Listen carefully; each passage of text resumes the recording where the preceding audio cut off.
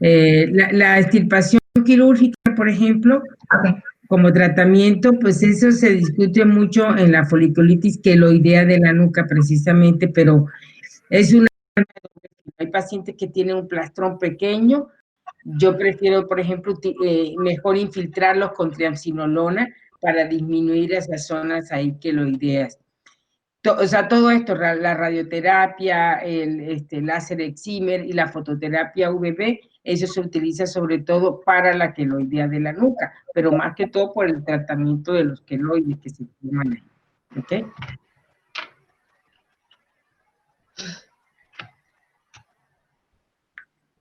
Ok, entonces seguimos con furunculosis. ¿Alguien ha visto algún absceso alguna vez, algún familiar, alguno de ustedes?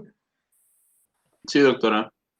Sí, doctora. Pues, bueno, y ahorita para que no digan así absceso, sino que se vean más como ya médicos, les va a decir es una furunculosis, es un furúnculo, ¿ok? Que igual también lo podemos llamar absceso, pero es el sinónimo de, digamos, de esto, ¿no? Entonces, igual tiene mucha similitud, solamente que aquí es mucho más profunda. Ok, entonces empezamos, Adriana. Buenos días, doctora y compañeritos. Buenos días. Vamos a iniciar. El tema de furunculosis, o mejor conocido por los pacientes como nacidos, abscesos o diviesos. La siguiente, por favor. Bueno, esa es los temas que vamos a abordar. Bueno, en cuanto a la definición, les puse dos definiciones para abarcar un poquito más. Bueno, primero que nada es una nodulación inflamatoria que involucra el folículo filoso con un pequeño absceso que se va a extender pues a través de las capas de la dermis. Y en la otra definición sería que es una infección profunda del folículo filoso que produce necrosis e intensa reacción folicular. Esto quiere decir que va a afectar al folículo, al pelo y a la glándula sebácea. Sí, a diferencia, por ejemplo, de la foliculitis profunda, que también afecta, digamos, todo el trayecto del pelo, pero no produce necrosis y prácticamente no hay afección como tal de la glándula sebácea. Y en la furunculosis sí, o sea, para ir marcando las diferencias entre una y otra, ¿no? Entonces podríamos decir que es un ataque al folículo más violento y más profundo que en la foliculitis, ¿no? Lo que acaba de mencionar la doctora. La siguiente, por favor. Bueno, entonces aquí les puse una imagen comparando la foliculitis contra la furunculosis. Podemos ver ahora sí que sí hay una diferencia en cuanto a la lesión. La siguiente, por favor.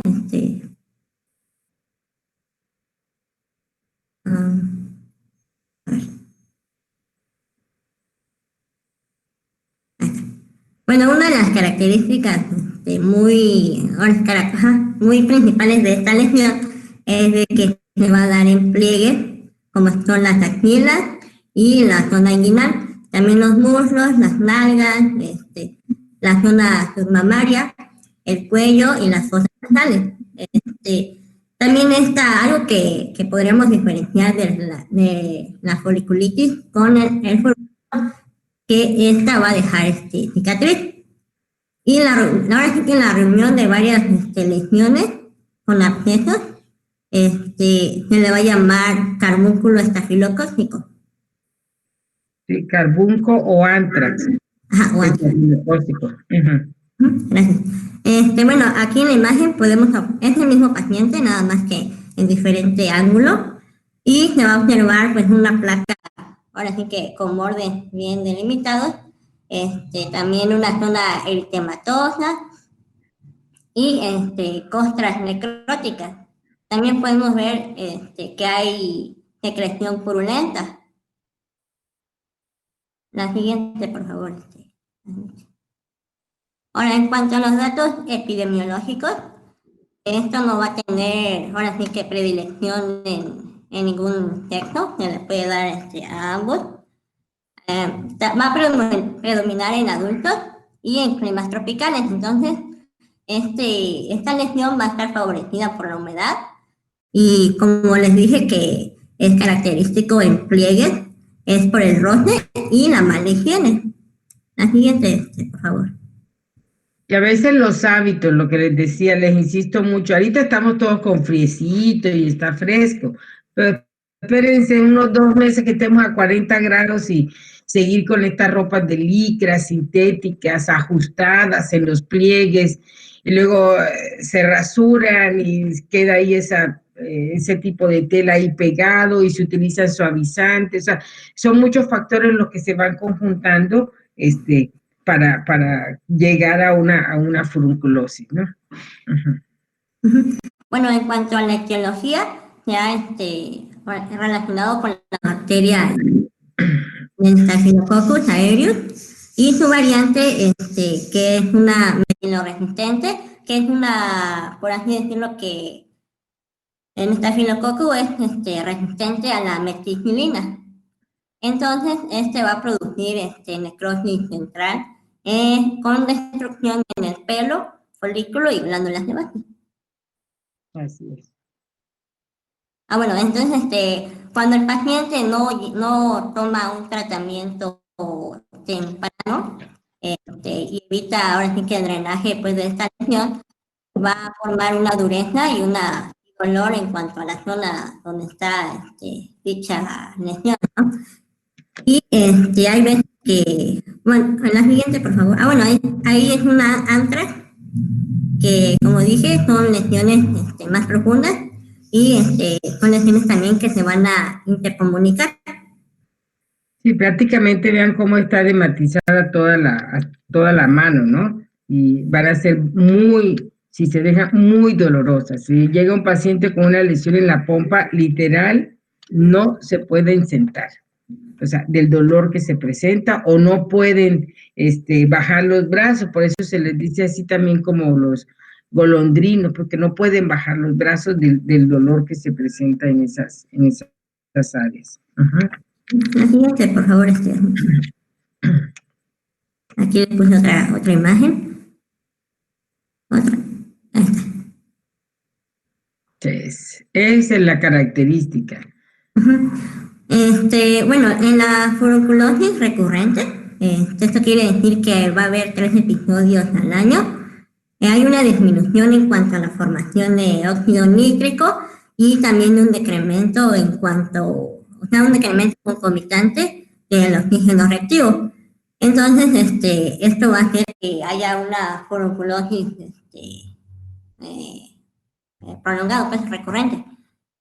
Y como ya dije, pues favorecido por la humedad, roce y mala higiene personal. También puede ocurrir una reinfección por focos en la zona de nasofaringe, nasales y perineos, pero esos ya son casos ya muy complicados y pues por lo tanto también pues ahora sí que la mala atención pues del paciente que no va a la consulta. También tanto la foliculitis como la furunculosis de repetición se ha relacionado con una disminución pues de cifras séricas ¿no? Pues, si no estamos en posibilidad, si vemos que los cuadros son de foliculitis o furunculosis muy recidivantes, si se puede determinar, sí, se hace el estudio, si no, pues se le da en forma empírica, como una forma de acompañar el resto del tratamiento, ¿no? La siguiente, por favor. Ahora, los factores predisponentes, pues, está la diabetes y la obesidad, el hecho de que el paciente, pues, pues ya sabemos, ¿no? Las complicaciones de la diabetes y la obesidad, antecedente familiar, si hay lesiones múltiples, también puede ser un factor, anemia por deficiencia de hierro, la higiene personal, y también hay factores que están relacionados con los antibióticos y como el glucocorticoides, algunos fármacos. También están los efectos de la función de neutrófilos y otras causas de inmunosupresión que pues que llega a presentar el paciente. La siguiente, por favor. Bueno, ahora en el cuadro clínico, se va a localizar en cualquier lugar donde se encuentre pues, los folículos pilosebáceos, principalmente en zonas de fricción y sudoración. Como ya dije, en pliegues axilares, inguinales, cuello, muslo, nalgas, cara, y puede haber una lesión o varias lesiones conjuntas. Estas se van a caracterizar por pústulas. La siguiente, por favor. Eso, no, la otra. No, en la diapo anterior, por favor. Eso, ajá. Se va a caracterizar por pústulas o abscesos dolorosos de 1 a 3 milímetros y pueden llegar a medir de 1 a 2 centímetros. Si podemos ver, van a estar bien delimitados y rodeados de un halo eritematoso. Se va a caracterizar porque pues se hacen fluctuantes y al abrirse dejan salir ahora sí que el material purulento, espeso y amarillento, llamado clavo, y dejan una cicatriz. La siguiente, por favor, Mitia. Gracias. Bueno, esta lesión va a tener una evolución de forma aguda, pero la enfermedad en general es recidivante. Ya dijimos que de 3 episodios al año. Puede haber adenopatía regional, fiebre y malestar general.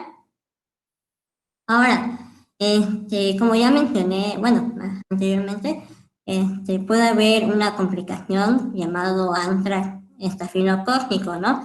Que esto ya compromete un grupo de folículos filosos y va a ser característico en la nuca o en la parte alta de los muslos, que va a formar una placa dura o fluctuante de salida pues, de material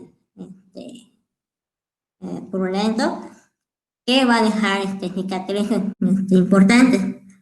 También hay otras complicaciones más raras, que son la osteomielitis, septicemia y lesiones renales, pero eso ya es como... Pues hay ciertas topografías que tenemos que estar más atentos, sobre todo los que están en la cara, ¿sí? Por la afección que puede haber el seno cavernoso y de ahí diseminación al sistema nervioso, entonces ocasionar septicemia. Entonces, cuando nosotros vemos estas topografías así, o aquí en el cuello, por ejemplo, que puede afectar lo que son la columna, o sea, hay ciertas, no es lo mismo a veces quizás en una pompa, una pierna, así aislado, a ver este tipo de lesiones múltiples y con ciertas topografías son las que pueden tener mayor complicaciones. La siguiente, por favor, Mitia.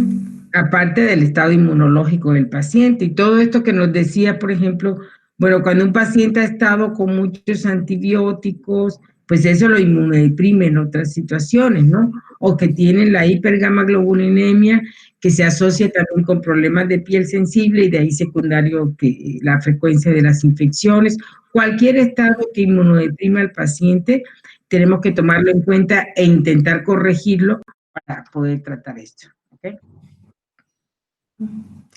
Bueno, ahora sí que para confirmar qué organismo está causando esta lesión, se va a requerir frotis y cultivo del exudado purulento para demostrar pues la presencia del patógeno, ¿no? También en cuanto a los datos histopatológicos, puede haber la presencia de pústulas subcorneal sobre el infundíbulo folicular. Hay abscesos perifoliculares profundos y con infiltrado de polimorfonucleares y linfocitos, ¿no? La siguiente, por favor, Gracias. En cuanto al diagnóstico diferencial, podemos diferenciarlo por foliculitis. La siguiente, por favor. Aquarium de piel cabelluda, que esto, bueno, ahí en la imagen que cómo es, y en forma de panal de abeja. La siguiente, Ujú. está también el Aquarium de extenso, pero esto ya va a ser en una etapa alopécica, ¿no?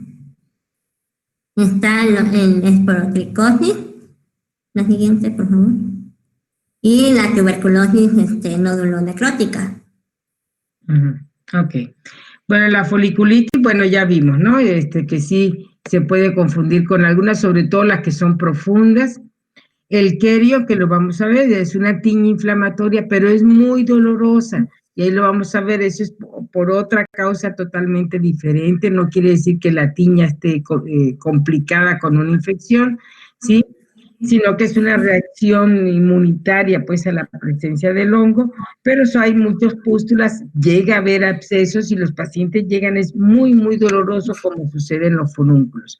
La esporotricosis, que sobre todo con lo que es el chancro esporotricósico, como la que existe en el dedo, aquí, aún cuando ustedes ven estos cuadros así aparatosos, una de las características de la esporotricosis y que diferencia totalmente de una furunculosis es que es asintomático, ¿sí? O sea, la furunculosis es asintomática, ¿no? Entonces ahí no tendríamos, aunque a veces puede llegar a tener otras lesiones en el trayecto del sistema linfático, pero es asintomático, ¿no? Eso nos diferencia. Y la tuberculosis nódulo-necrótica, que en general son lesiones mucho más pequeñas, pues digamos, ¿ok? Bueno, yo aquí les pondría, no sé si lo vas a mencionar después, como un anexo, lo que les decía ayer de la hidroxoadenitis supurativa, ¿no? No, Bueno, la hidroxoadenitis supurativa, ¿sí? Es una enfermedad también que se presenta con abscesos, se presenta a nivel de pliegues, o sea, tiene la misma topografía prácticamente que la furunculosis, solamente que aquí las glándulas que están afectadas son las glándulas apócrinas, ¿ok?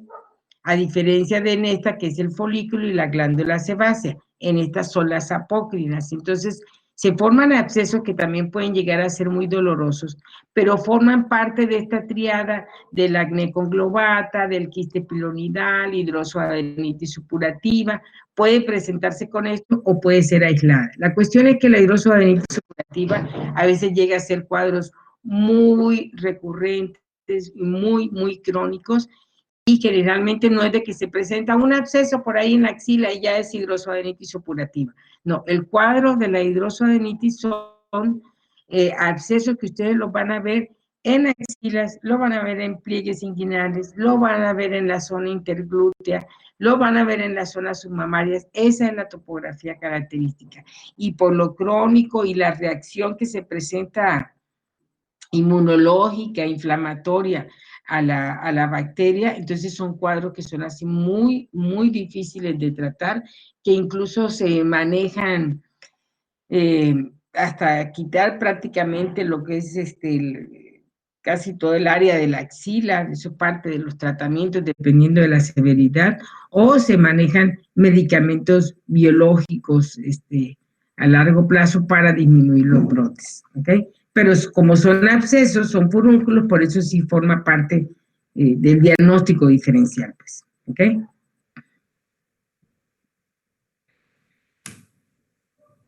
bueno, en cuanto al tratamiento, si vemos que el paciente presenta ya pues, lesiones recurrentes y esto nos está hablando de que el paciente no tiene un buen aseo personal. Entonces vamos a recomendar aseo con agua y jabón en las zonas, bien cuando se termine de bañar, que esté bien, así que se seque bien en esas partes donde están las lesiones, sin dañar, pues, irritar más que nada. Se va a recomendar aseo con agua y jabón, uso de polvos secantes como el talco o soluciones como el yodo al 1%. También se le va a recomendar fomentos húmedos calientes y si en el dado caso, la siguiente, por favor, en el dado caso las lesiones estén ahora sí que óptimos para el drenaje quirúrgico, pues se le va a dar este tratamiento. Hay un manejo que es simple, que se va perdón, se va a seleccionar el drenaje quirúrgico con lesiones menores de 5 centímetros. Y en aquellos casos que sea mayor de 5 centímetros y haya fiebre o celulitis asociada, se va a dar antibióticos sistémicos. Bueno, sí, esto está. Yo generalmente, sí, aquí es muy importante. Ese punto blanquecino que se ve en la primera foto, es lo que se llama el clavo. Es el clavo que es como un tapón ahí en el folículo donde está afectado, ¿sí? Y entonces, o sea, vean aquí, por ejemplo, está en este pequeñito, pues está más o menos delimitado, efectivamente mide menos de 5 centímetros, pero yo siempre les mando antibiótico previo, fomentos con agua caliente, y ya que realmente se reduce o se madura, pues digamos prácticamente se puede hacer una incisión, aunque muchas veces queda una zona indurada o un como quiste, y eso se va a quitar después. Si son mayores de 5 centímetros, aquí sin dudarlo, manejarlo antes, hay que tratar de reducir. A veces ustedes quieren delimitar hasta dónde llega el absceso y no lo sentimos, no se siente que esa zona esté bien delimitada. Entonces, cuando es así, no se metan todavía a hacer alguna incisión, porque va a ser poco lo que va a salir, va a terminar saliendo sangre y va a quedar ahí mismo todo eso inflamado, y a los 2 días el paciente está prácticamente igual. Entonces hay que darle antibiótico, desinflamar los fomentos, y conforme ya se va reduciendo de tamaño, entonces ya se puede hacer una incisión, o a veces en forma espontánea con los fomentos, pues sale, ¿no?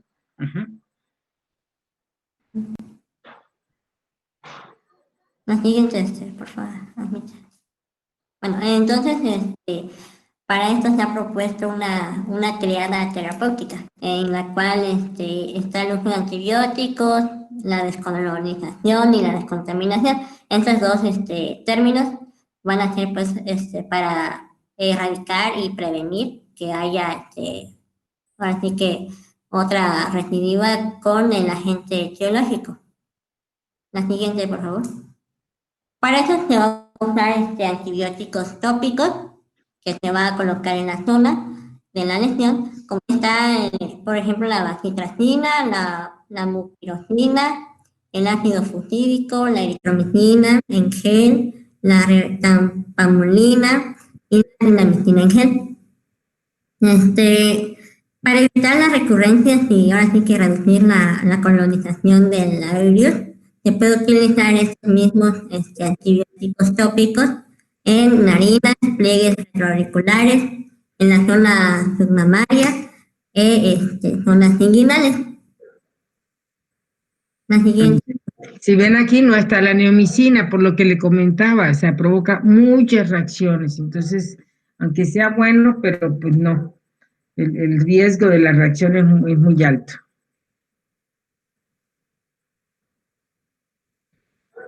La siguiente, por favor. Bueno, si hay lesiones en la cara, hay recidivas o lesiones múltiples, se van a emplear antibióticos acompañados de un AINES. Entonces, aquí les puse hay antibióticos, que está la dicloxacilina, se le va a dar una dosis de 1 a 2 gramos al día cada 6 horas. La minoxiclina, 100 miligramos al día durante 10 a 20 días. La penicilina, la ciprofloxacina, la trimetoprim o la rifampicina.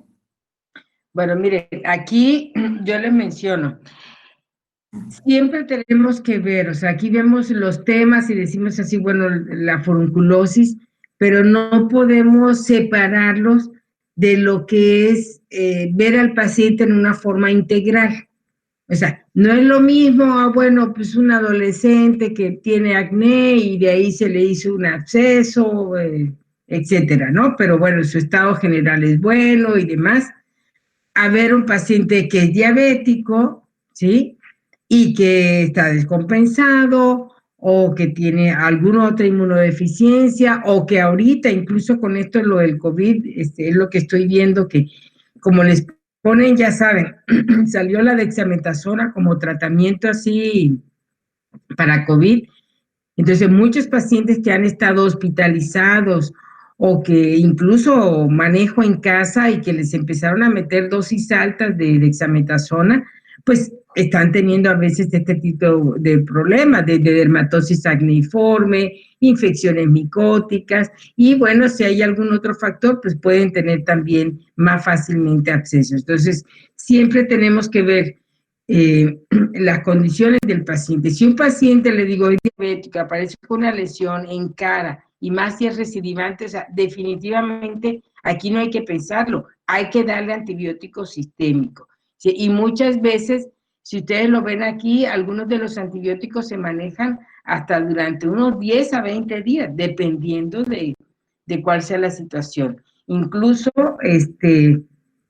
hay pacientes incluso que se tienen que hospitalizar para el manejo de estos abscesos y su control metabólico, si es diabético o si tiene alguna otra patología de inmunodeficiencia, ¿no? Entonces, a veces un absceso puede ser muy peligroso en un paciente que tenga las condiciones para que se complique a una septicemia, etcétera, ¿no? Ok.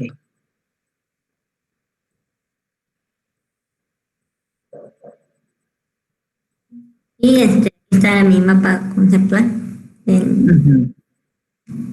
La siguiente pregunta. Y ya concluyendo, pues la bibliografía. Ok. Ok. Bueno, entonces hoy terminamos temprano.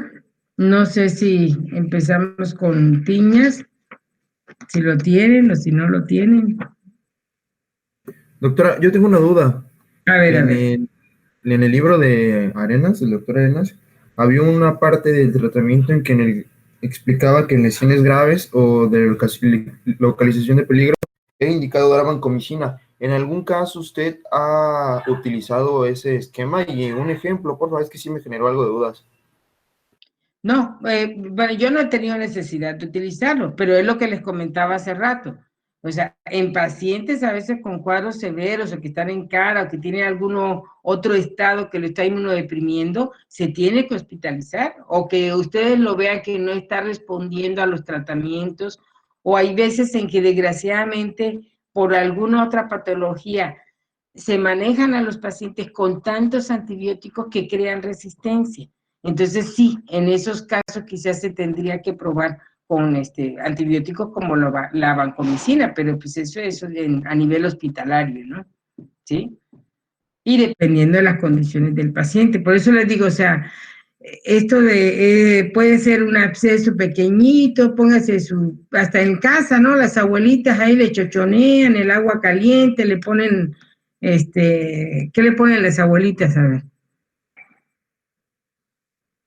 Agua caliente con sal. Agua caliente con sal. Con manzanilla, he visto, manzanilla, le ponen hasta cebo, no sé qué, con ¿no? manzanilla. Caliente, Vaporú. Vaporú, o sea, caliente todo esto y drena y ya, y no pasa nada, y ni siquiera fue al médico, o sea, puede ser, y no deja de ser un absceso o un furúnculo, pero por eso siempre, lo que ustedes vayan a ver de dermatología, hacer la historia clínica. O sea, no es lo mismo que ustedes ya tengan una visión de ese paciente, porque ya vieron qué antecedentes genéticos trae, ya vieron, por ejemplo, si ese paciente, los hábitos que tiene para el cuidado de su piel, el tipo de ropa o actividades que tenga que lo pongan en riesgo, y qué patologías, qué otras patologías tiene el paciente. Entonces, es de verlo, tenemos que verlo en forma integral, no como la enfermedad nada más, ¿sí?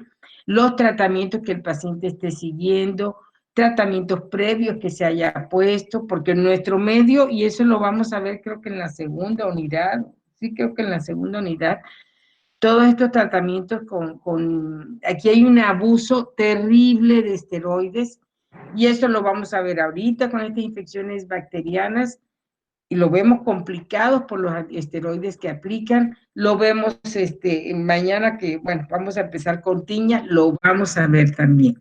Vayan ustedes a una farmacia, bueno, ahorita no, cuando se pueda salir, pero si ustedes van a una farmacia y preguntan, oiga, ¿me da una cremita para los hongos? Y ahí me avisan qué les van a dar. Barmisil, exactamente. Es el que está de moda. ¿Sí? Y así, ¿no? Oye, ¿me das una cremita para esto? Barmisil, para todo. No, hay familias que compran y los ponen así al lado de las cajas, ¿no? Las pilas de Barmisil, deme uno, deme dos, y se llevan por montón, ¿no?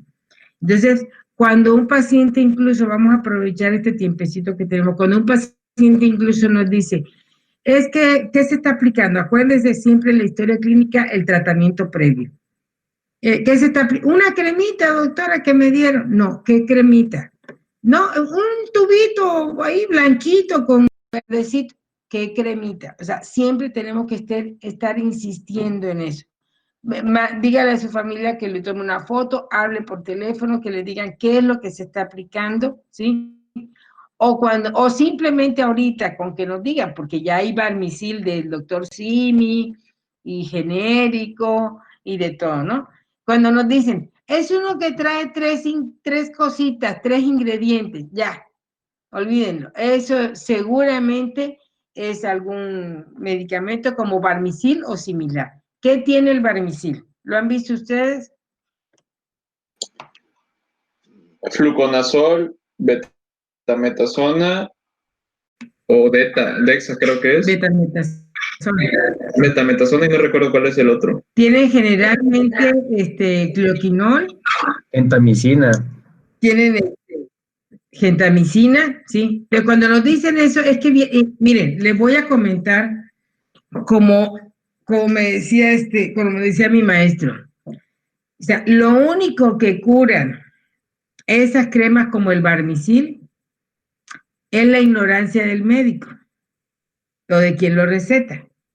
¿Por qué? Porque traen un antibiótico o un antibacteriano, como el cloquinol o la gentamicina, etcétera.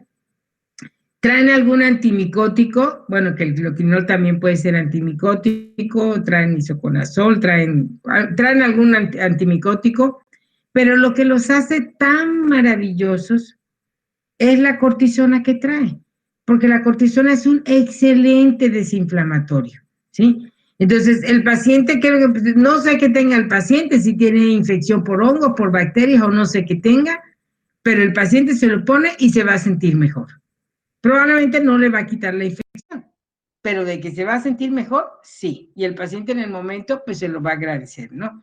Entonces, en eso es lo que no hay que caer con este tipo de medicamento, porque a veces es tanto el abuso que ya cuando nos llegan a nosotros, pues ya no sabemos ni qué es lo que ya no sabemos ni cuál es la enfermedad, cómo empezó, o si lo que estamos viendo es secundario al abuso de los esteroides, ¿no? Y luego, bueno, por eso vamos a ver una clase de esteroides para ver los efectos secundarios, porque hay veces en que nos llega un paciente y ustedes pueden ver, no, esta dermatosis, aunque el paciente diga que no, está ocasionada por esteroides, porque vemos atrofia, vemos ciertos eritemas, equimosis, todo lo que puede ocasionar el abuso de los esteroides, ¿vale? Bueno, entonces, mañana vamos a empezar probablemente, sí, con las tiñas, tiñas o micosis superficiales, que esto es una patología también que es muy común y que muchas veces, o sea, es tan frecuente en nuestro medio que a veces el paciente cuando llega con nosotros dice, vengo porque traigo una infección por hongos. O sea, el paciente, ya se hizo su diagnóstico, ¿no? O sea, él ya se lo hizo. Ahora, ustedes tienen que hacerle su historia clínica, tienen que explorarlo y realmente ver si se trata o no. No vayan a hacer como a veces algunos que hacen la historia clínica y como el paciente dijo que tenía hongo, pues le da tratamiento para hongo, pero el paciente todo lo que le dé comezón es honguito. Si tiene descamación y comezón, es hongo. Si tiene bombitas, entonces es herpes. Y así lo van catalogando, ¿no? Un poquito las dermatosis, pero es nuestra obligación hacer la historia clínica para determinar realmente de qué se trata, ¿sí? Entonces, mañana vamos a ver que igual comentar todos los mecanismos que tiene el cuerpo para defenderse también de las infecciones micóticas, así como vemos que, por ejemplo, realmente el folículo y todo eso, toda la alteración que hay ahorita de lo que se llama el microbioma, que favorece precisamente las infecciones que ahorita estamos teniendo, ¿no? Igual con los hábitos de limpieza, de aseo, que pueden empeorar, ¿ok? ¿Alguna otra duda?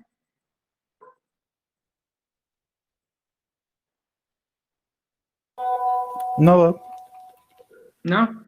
Bueno, entonces, nos vemos mañana. Ujú. Sí, doctora. Gracias, doctora. Ya. Doctora, hasta luego. Ok, doctora, Vale, gracias. me mandas eso, por favor, Jaime, ¿sale? Para que yo empiece a subir evidencias, ¿sí? Sí, doctora, sí. Yo se lo junto. Bueno, hasta mañana. Mañana es viernes, ánimo. Adiós. Hasta mañana.